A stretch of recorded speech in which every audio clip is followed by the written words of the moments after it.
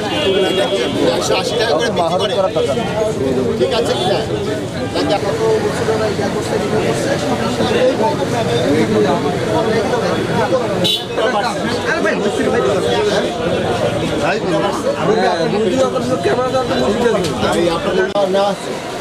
এই যে কৃষির লোক তো আছে এখানে কৃষির লোক আছে, কৃষি বিপণন আপনাদের এই ঠিক আছে।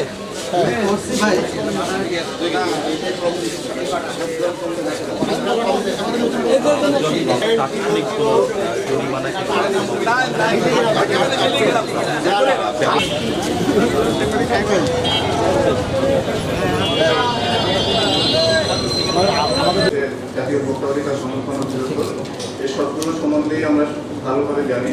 আমি যেহেতু গেইনের প্রতিনিধি, গেইন সংরক্ষণ অধিদপ্তর বাংলাদেশ নিরাপদ খাদ্য কর্তৃপক্ষ এবং এই পলিসির মনিটরিং ইউনিট আছে তাদের সিস্টেম দেখা হলো কীভাবে স্ট্রেনথেনিং করা বিভিন্ন লেভেলের কর্মকর্তাবৃন্দ, রংপুর জেলার বিভিন্ন সরকারি দপ্তরের কর্মকর্তাবৃন্দ, রংপুরের বিভিন্ন ব্যবসায়িক প্রতিনিধি, তার মধ্যে 3টা হচ্ছে উল্লেখযোগ্য।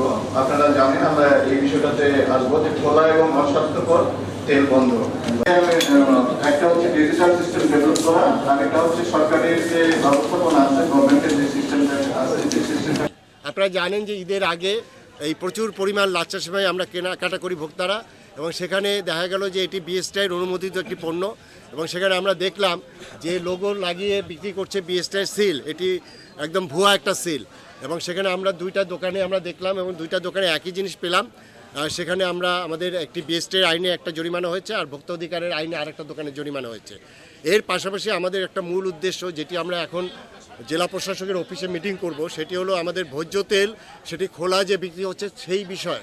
এবং এখানে আপনারা দেখেছেন যে ড্রামে যে তেলগুলো বিক্রি হচ্ছে সেগুলো অস্বাস্থ্যকর পরিবেশ, সেখানে কোন কোম্পানির তেল আমরা বুঝতে পারি না, সেটা কোনটা পাম তেল কোনটা সয়াবিন তেল এটাও বোঝা যাচ্ছে না, এবং সেখানে 20 টাকা দামের ডিফারেন্স, সেখানে পাম তেলকে সয়াবিন হিসেবে বিক্রি করছে, এবং সেটা স্বাস্থ্যের যে ঝুঁকি, এগুলো আমরা জনসচেতনতা তৈরি করার জন্য আপনারা বলতে পারেন মিল থেকে বন্ধ করে দিলে হয়, মিলকে প্রস্তুত করার জন্য একটা চাপ তৈরি করার জন্যই আমরা এটি যদি আমাদের যারা বিক্রেতা আছেন তারা যদি এই তেলটা বিক্রি না করেন, আমরা যে ভোক্তা হিসেবে একটু সচেতন হয়ে এগুলো যদি কেনা বন্ধ করি তাহলে অটোমেটিক বন্ধ হয়ে যাবে।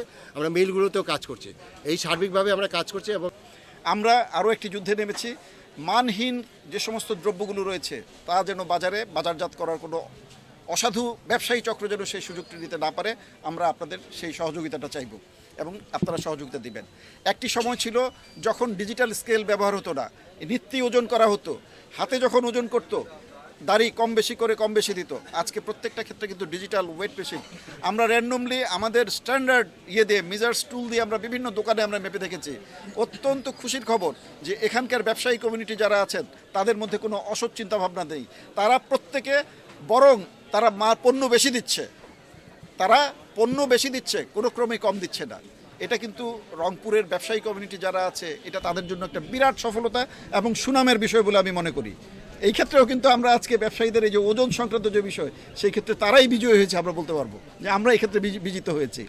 আর প্রেস এবং প্রিন্ট মিডিয়ার ভাইদের প্রতি একটি অনুরোধ, আপনাদের ছোট্ট এখানে 1-150 মানুষ আমরা আছি, আপনাদের এই ছোট্ট সংবাদ যে প্রচারটা হচ্ছে সারা বাংলাদেশের অলিতে গলিতে জেলা উপজেলাতে এটা কিন্তু ছড়িয়ে যাচ্ছে, মানুষের সচেতনতা বৃদ্ধি পাচ্ছে। আমরা তেলের মধ্যে ভিটামিন এ সংশ্লেষ করতে হবে, করে সেটা আমাদের দিতে হবে, ফর্টিফাইড করতে হবে, এটা আমরা কেউ জানি না। নামি দামি কোম্পানিগুলো যারা প্যাকেটজাত করছেন বা কেন হিসেবে আসছে সেক্ষেত্রে এটা যথাযথভাবে মেনটেন করছে, কিন্তু ওপেন মার্কেটে যেটা বিক্রি হচ্ছে ড্রামে করে সেখানে এটার অনুপস্থিতি থেকে যাচ্ছে, মানুষ প্রতারিত হচ্ছে।